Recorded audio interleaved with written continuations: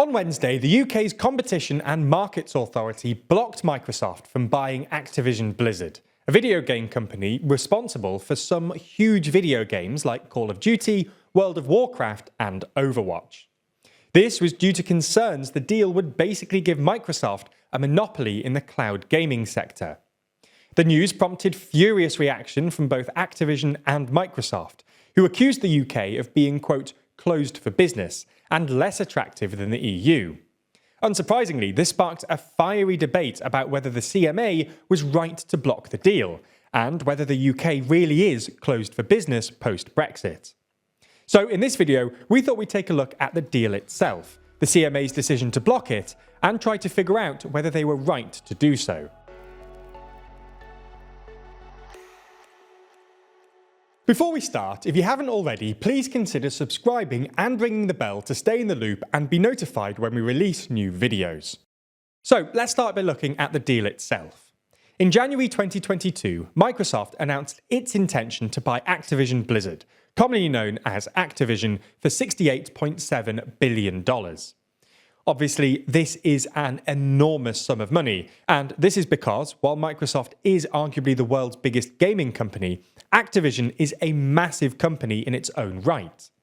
Measured by 2022 revenue, Activision is the world's fifth largest gaming company, bringing in nearly $7.5 billion last year, more than household names like EA, Epic Games, and Ubisoft.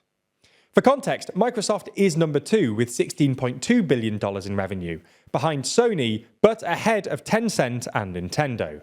Activision makes most of its money from video game sales, a plurality of which comes from the best-selling video game series Call of Duty.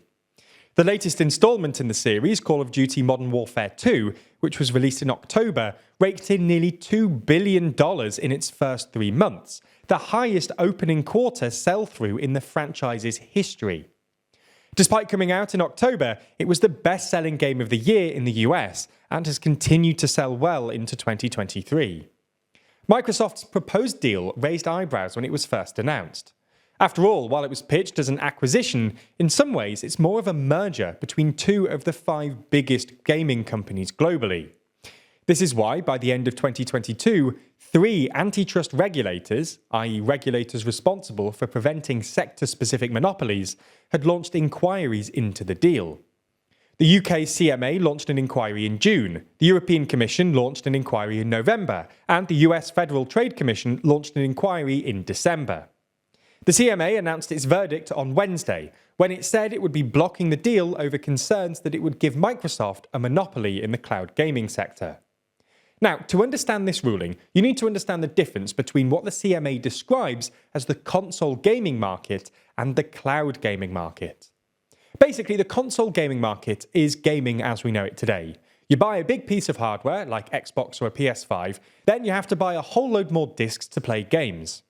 Cloud gaming, on the other hand, might still require a console of sorts, but it's supposed to generally reduce the amount of physical hardware involved in gaming. Microsoft's Xbox Cloud Gaming, where users pay a monthly fee to access a whole load of Xbox exclusives instead of buying physical or individual copies of games, is a classic example. Eventually, cloud gaming is expected to remove the need for consoles and expensive PCs entirely. You'll be able to play all of your favourite games on any bog-standard laptop with a strong internet connection. Anyway, originally the CMA was worried that the deal would give Microsoft a monopoly in both the console and cloud gaming markets. In the console market, the CMA was worried that, if Microsoft, and therefore Xbox, had exclusive access to Activision's games, that might make the Xbox so attractive that it would overtake PlayStation and eventually monopolise the console market. In the cloud gaming market, the CMA was worried that the combination of Microsoft's pre-existing dominance of the cloud gaming market and exclusive access to popular titles like Call of Duty might give it a de facto monopoly.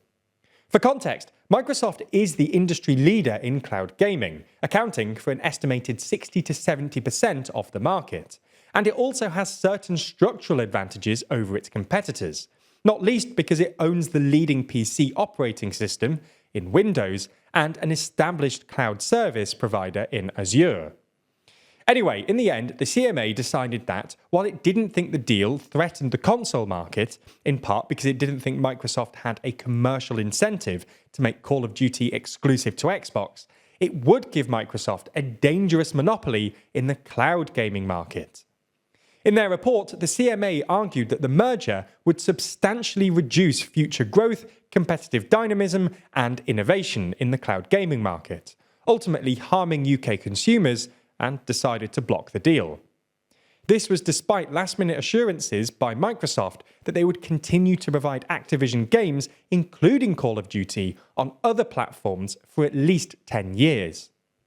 Unsurprisingly, this provoked a furious response from both Activision, who saw their stock price drop 11% on the news, and Microsoft, who will have to pay a $3 billion break fee if the deal falls apart.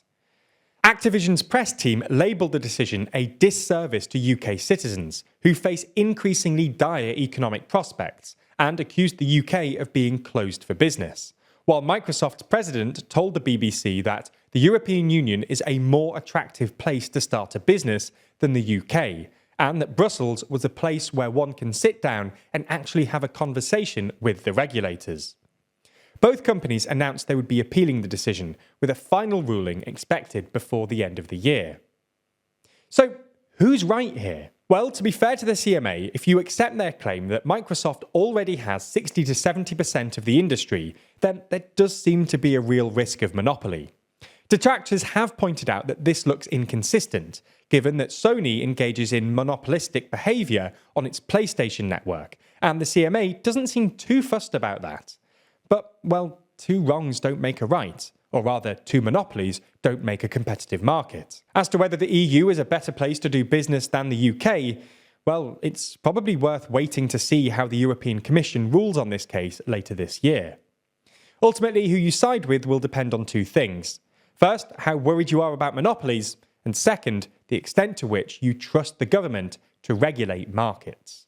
That's all for this video, but there's a whole world of TLDR content out there. You might not know, but we actually have 5 different TLDR channels explaining news from the UK, Europe, and the rest of the world, breaking down the latest developments in the business world, and also running through the day's most important news that you might have missed. TLDR has been doing this for around 6 years now, so to celebrate our anniversary, we'd love it if you subscribed. Not only to this channel, but also any of the others that interest you. They're all linked in the description. Our whole purpose is to make the world around you more understandable, to unpack the confusing parts of the news in a way that's interesting, factual, and entirely non-partisan. So, if that's something you're into, then you have 5 channels to enjoy. Thanks for your support over the last 6 years. It really means a lot.